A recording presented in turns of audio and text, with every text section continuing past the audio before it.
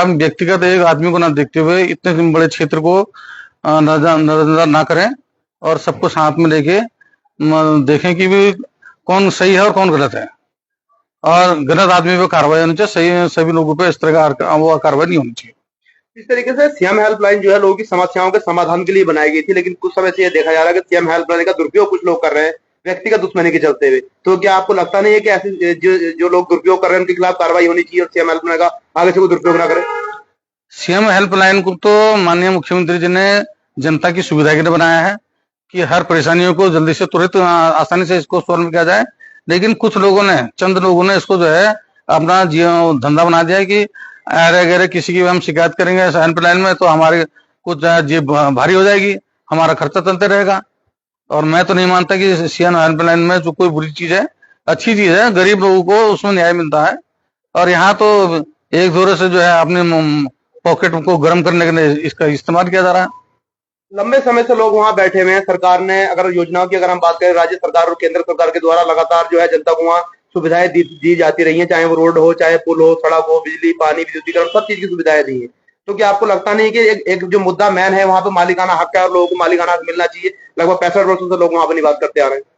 जी, मालिका हक की तो पहले से डिमांड की जा रही है, क्योंकि मालवन चौड़ में 3300 एकड़ जमीन जो है अनुसूचित जाति डिफोरेस्ट हुआ था, उसमें से 1700 कुछ लोगों को परिवारों को जमीन बटी है, बाकी शेष बटनी रही है। जहाँ पे अगर जो लोग रहे हैं तो उन लोगों को जमीनें आवंटित होनी है, देर सवेर जो है कभी न कभी शासन प्रशासन में प्रक्रिया होगी, तो जमीन जिन लोगों जहाँ पे भी जो बैठे हैं उनको ही वो आवंटित होगी, और ऐसा मेरा मानना है। देखिए, दमोह डोंगा की अगर हम बात करें तो उस समय से दमोह डोंगा भी वहां पे बसा था आकर के, और राज्य सरकार ने भी एक शासनादेश जारी किया जिसमें कहा है कि उन लोगों को जो है राष्ट्रग्राम का दर्जा दे दिया गया है और अब जल्दी ही प्रक्रिया शुरू होने वाली है। तो क्या इस तरीके का सरकार जो व्यवहार कर रही है यहाँ के लोगों के साथ, जबकि यहाँ के लोगों को भी मालिकाना हक मिलना चाहिए था, ये लोग भी बैठे हुए हैं। और अगर हम चंद्रनगर नारायण फार्म की अगर हम बात करें तो हाईकोर्ट, माननीय हाईकोर्ट ने भी ये कह दिया कि हाँ भाई, इनकी सर्वे की जाए और उनको जो ग्राम में शामिल किया जाए। तो क्या मोहननगर ग्राम पंचायत जो माधवचोड़ के अंतर्गत आता है और ग्राम पंचायत गांधीनगर के अंतर्गत सिनातु पुरानी बस्ती आता है, राष्ट्रग्राम से जुड़े हुए हैं, अपने लोग मतों का प्रयोग करते चला रहे हैं, सारी सुविधाएं उनके पास है, तो सरकार से क्या मांग करना चाहेंगे कि इन लोगों को भी इस तरीके से मालिकाना हक मिलना चाहिए? मेरा तो माननीय मुख्यमंत्री से निवेदन है कि भी जिस तरह से बिंदु कत्ता और आपका दमोह डुंगा अन्य जगहों में हुआ है, या हमारे 151 एकड़ जमीन चंद्रनगर में है, इसी तरह जो है पुरानी बस्ती हो या मोहननगर हो, मालदन में जो जमीनें हैं जो डिफोरेस्ट होकर जो लोगों को बढ़नी थी, वो जो जमीन बची है उन लोगों को जमीन का आवंटन किया जाए। चंद्र भाई, आप भी पहुंचे हैं, थोड़ा सा बताइए क्या है पूरा मामला और आप क्या क्या चाहते हैं आप लोग?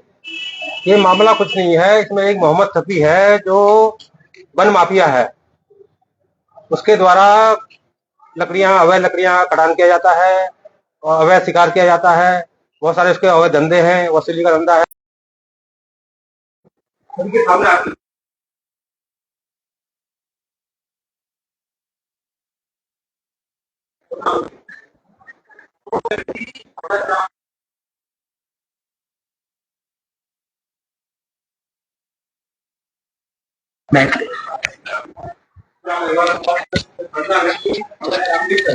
उन लोगों की मिलके, मोहम्मद शफी के साथ मिलके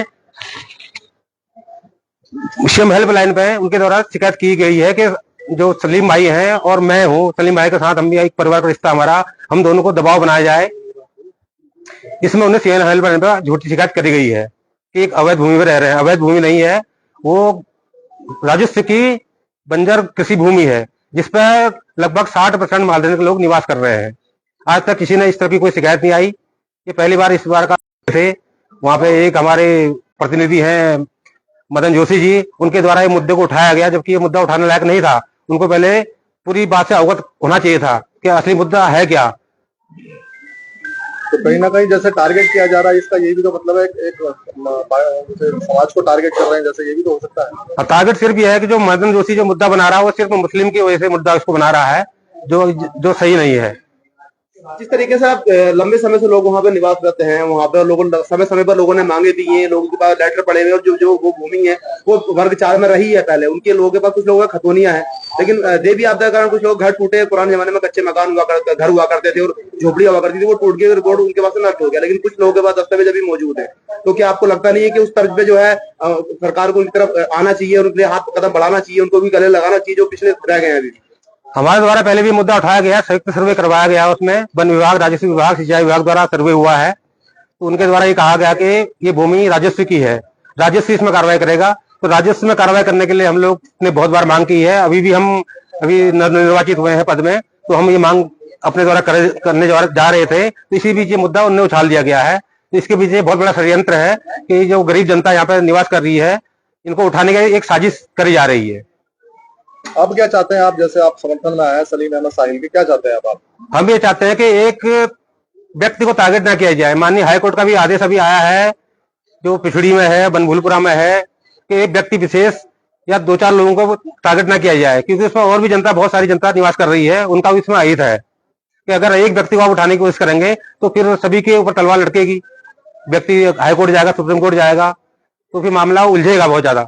इसलिए हम चाहते हैं कि ये मामला को खत्म किया जाए और जो व्यक्ति है उनकी जांच करी जाए कि व्यक्ति है कौन, शिकायत करने वाले, उनके पास कितने मुकदमे दर्ज हैं, उनके क्या क्या कार्य हैं, उनके ऊपर कार्रवाई की जाए। और इस जो सीएम हेल्पलाइन का मुद्दा है, इसको हम मुख्यमंत्री लेवल तक लेके जाएंगे। हम चाहते हैं कि इसको यहीं पे खत्म किया जाए और इनको मालिकाना हक देने की कार्रवाई की जाए।